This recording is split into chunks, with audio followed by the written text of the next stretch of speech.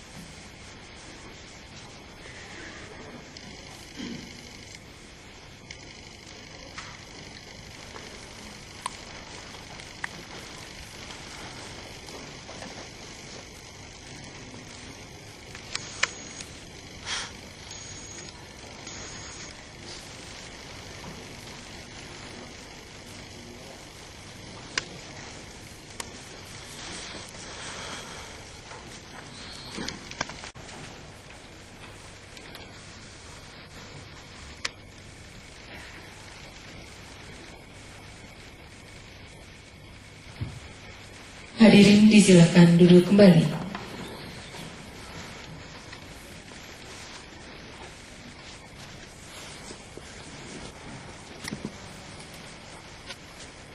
Sidang dalam perkara nomor 28 PHPUD 10/2012 perselisihan hasil pemilu kepala daerah dan wakil kepala daerah Kabupaten Aceh Barat saya nyatakan dibuka dan terbuka untuk umum. Assalamualaikum warahmatullahi wabarakatuh. Saudara pemohon, termohon dan ini pihak terkait juga sudah ada ya.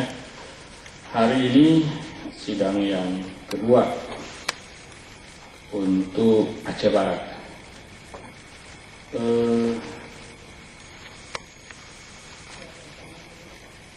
Untuk mendengar jawaban termohon dan tanggapan pihak terkait. Pihak terkait ada dua ya.